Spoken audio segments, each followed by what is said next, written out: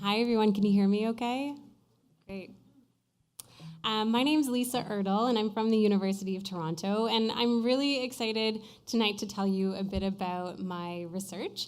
I work a lot with traditional scientists, but I spend a lot of time talking to decision makers and people in government because I see that science and communicating the science that I'm doing is something that's really important.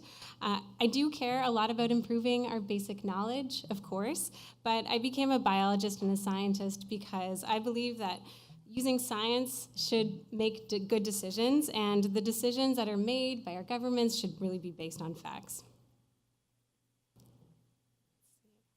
Okay, great. Just by a quick show of hands, how many of you first heard of the issue of plastic pollution by learning about the Great Pacific Garbage Patch? The big floating island of trash. How about microbeads, like those little things? Okay, yeah. And what about microfibers? Not very many, a couple hands. That's about what I thought. I first learned about plastic in the ocean by learning about the Great Pacific Garbage Patch. And the term was coined in the early 2000s, and what we know now is that it's not this floating island of garbage, twice the size of Texas. It's not something you can walk around on.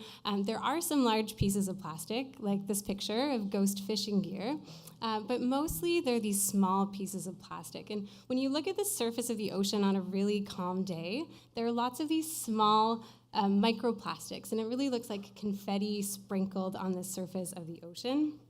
I saw this firsthand in 2012. I was working on a boat on the Pacific as a biologist. I loved the ocean. I wanted to spend all of my time on the water. And one thing that we did on this boat is we looked at different species of plankton. So we'd tow a fine mesh net, and we'd capture all the plankton in that net, and we would identify different species like diatoms and copepods. Mixed in these nets were these tiny pieces of plastic. There were so many of them.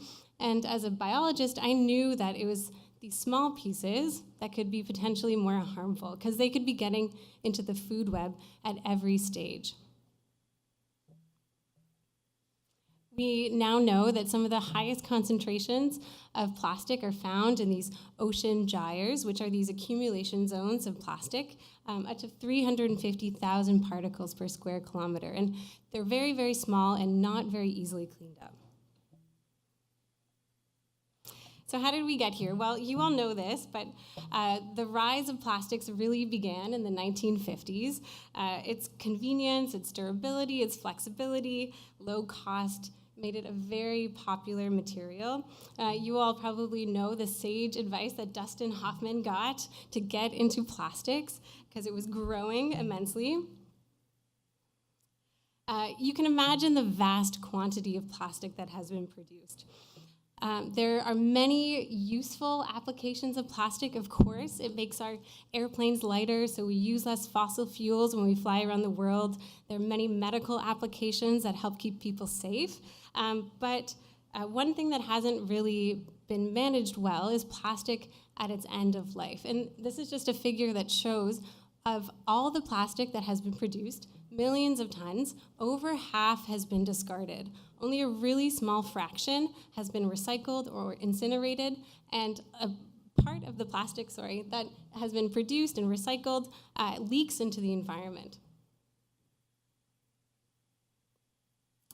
We know for plastic pollution, both big and small, that over 800 species are found as interacting with plastic.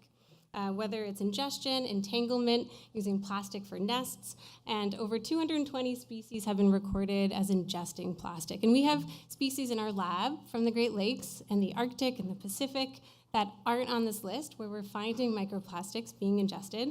So this number will definitely grow. In the Great Lakes, I've looked at fish, and I'm finding microplastics up to 100 plastics per fish, and I found them in every fish that I've looked at so far. And not to be scary, but it's a reality that it's also getting into us. As I see you take a sip of beer, we found microplastics in beer. It's in drinking water, it's in sea salt, and we don't know what the impacts are to us yet. But what I really wanted to drive home is that this mismanagement of our waste is impacting us, and we're literally eating and drinking our trash. So the effects. This is really the question that keeps me up at night and really pushed me to do my PhD in this topic.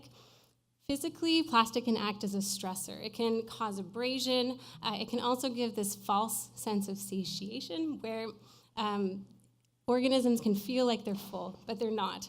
That's why we see seabirds that have died. They've got full stomachs of plastic, but they're not getting the proper nutrition that they need from fish. Plastic can also act as this physical stressor. There are many chemicals that are added to plastics as ingredients. They give plastic different properties like UV resistance, flame resistance, durability, stretchability, and others. There can also be chemical byproducts when plastic breaks down. It breaks down from these polymers into monomers and can release chemicals like polyaromatic hydrocarbons. The last is that chemicals can be sorbed to the surface of plastic. And many of these chemical compounds are lipophilic, meaning they like fat. So when they're ingested by birds and by fish, a lot of these chemicals, many of which are known carcinogens, known endocrine disruptors, can easily transfer into the tissue of the animals that eat them.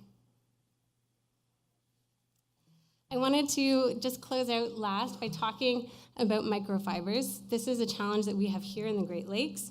Microfibers have a unique shape and unique chemical properties, and the Walrus magazine did a great piece on this last year. They highlighted some of our work, and I wanted to give you an update on some research that we've done.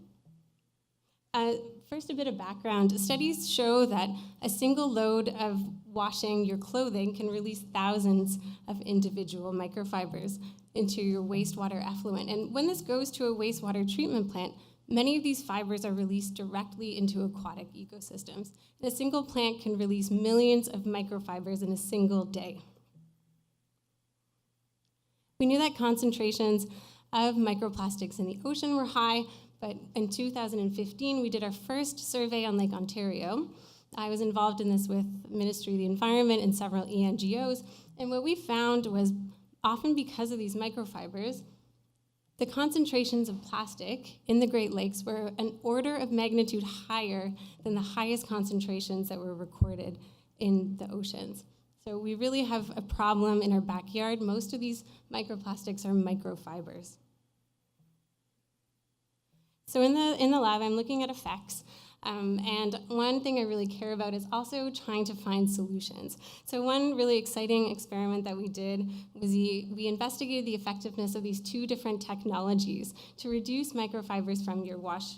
We did loads of laundry, both with and without these devices. One of them's one that goes directly into your washing machine, and the other is a filter that filters out the effluent on your washing machine. And these devices reduce microfibers by 26% and 87%. And that's a lot when you consider a single red blanket that we washed had over 100,000 microfibers in a single wash. In the summer, we're running a pilot on Parry Sound, in Parry Sound on Georgian Bay, where we're installing these filters in people's homes, and we'll see if we can see a reduction of microfibers at a community scale. What's clear is that there are many sources of plastic into the environment.